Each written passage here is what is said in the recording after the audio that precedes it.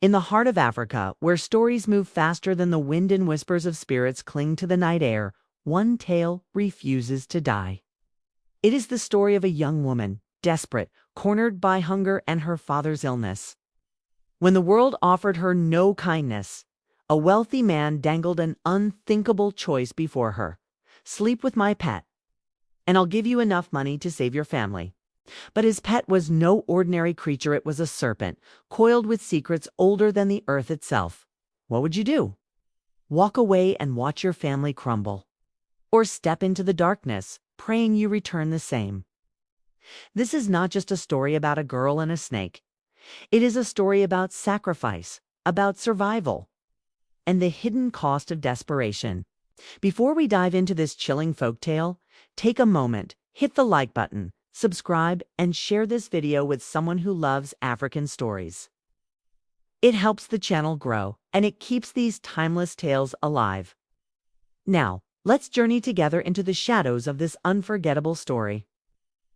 In the bustling heart of an African city where life was always moving, there lived a young woman named Alice. She was 22, beautiful, and filled with dreams of becoming an actress. On stage, she could make people laugh, cry, and even forget their troubles. Her lecturers whispered she was born for the spotlight. But when she stepped off the stage, reality struck her harder than any role she ever played. Alice had lost her mother barely a year ago to cancer, a wound that never truly healed. Her father, Mr. Roy, became her anchor, caring not just for her, but also for her two younger sisters, Linda and Mercy. Then one phone call shattered the fragile balance of their lives. Mr. Roy had been in a car accident. When Alice rushed to the hospital, she was told he was in a coma, alive but motionless, kept breathing by machines. Can you imagine that moment? Seeing the strongest person in your life lying still, unable to answer you back? For Alice, it was like watching her world collapse. At first, she hoped he would wake up. Every day she would check her phone, waiting for that miracle call. He opened his eyes, but 2 months passed and nothing changed. The bills piled up, food disappeared from the kitchen shelves, and hunger gnawed at her sisters' stomachs. Alice was torn. How? Could she study theater arts, smile on stage when her family was falling apart? One afternoon, after a failed rehearsal, her friend Jane pulled her aside. Jane looked at Alice with pity and a hint of mischief. "My friend, do you know how I pay my school fees and hostel bills?" she asked. Alice shook her head, curious but wary. Jane leaned closer. "I use what I have to get what I want. There's this app Manor on it. You meet them, they give you money. Some even find true love there." Alice's eyes widened. "That's prostitution." Jane laughed softly. "Not really. It's survival. You're not standing on the street. You're just solving problems." Alice refused. Her pride, her morality, and her closeness to her father wouldn't let her. She even whispered her worries to her father's unconscious form during hospital visits, as if hoping he'd wake up and guide her.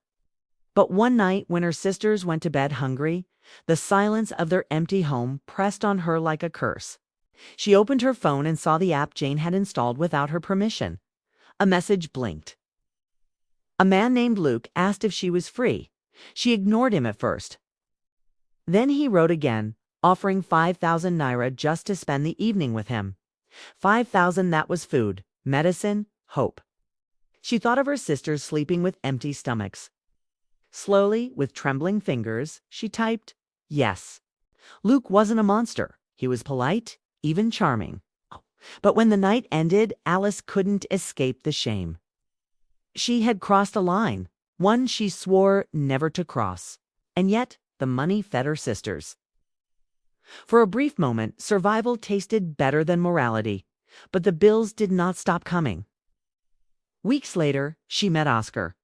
Everyone knew his name, young millionaire, rich beyond imagination. He promised her 50,000 for one night. Alice hesitated, but when the hospital called to say her father's company would no longer cover his medical bills, her world fell apart. Without immediate payment, they would pull the plug. Can you picture that? A daughter told she must pay for the air her father breathes or lose him forever. She had no choice. She met Oscar. He lived in a mansion that looked like something out of a film set. Golden lights, marble floors, expensive wines. He was a king in his own palace. That night, he gave her $50,000, and she left. But Oscar was no ordinary man. On her way out, he offered her more $200,000, enough to cover her father's bills for weeks. But there was a condition. He smiled almost casually and said, "You just need to spend time with my pet." Alice laughed nervously, thinking he meant a dog. Oh. But when he opened the door, her blood turned to ice. On the bed lay a massive snake, scales glistening like polished stone, eyes glowing faintly in the dim light. She screamed. He laughed. "It won't bite," Oscar said, stroking it as if it were a cat. "It only obeys me." Alice fled that night, her heart pounding. But days later, when the hospital demanded $150,000, or they would disconnect her father from life support, she broke. Tears streamed down her face as she whispered to her unconscious father, "I'm going to do it. I can't lose you too." That evening, she returned to Oscar's mansion. He poured her a drink, but she refused. He smirked, led her to a room, and showed her a briefcase filled with money. "Just turn off the lights and lie on the bed. Let my pet do what it wants." Her body trembled, her soul screamed, but desperation spoke louder than fear. She lay down. The lights went off. In the darkness, she felt the cold scales sliding across her skin. The snake hissed, exploring, tasting. Minutes felt like hours. Her heart pounded like a drum of doom. What would you have done in that moment? Scream? Run? Or endure the unimaginable? Because life had left you no other choice, Alice endured. 2 hours later, she walked out, pale, shaking, but alive with a briefcase of money. She paid the hospital bills the next day. To her sisters, she was a hero. But deep inside, Alice felt something had shifted forever. And then, just when she thought the nightmare was over, Oscar called. Alice's hands trembled as she held the phone. The man named Oscar had given her an offer she could not erase from her mind. $150,000 in cash, enough to save her father's life for another month. But the condition: to lie with his pet snake. The thought alone made her skin crawl. The hiss, the scales, the unnatural weight of a serpent crawling across her body. She told herself, "No, I can't." But every time she closed her eyes, she saw her father lying helpless in the hospital, his chest rising and falling with borrowed air. She remembered her sisters crying themselves to sleep, their stomachs empty. And slowly, painfully, her no began to sound like maybe that night. Alice whispered into her father's ear, "Papa, forgive me. I have no choice," she believed.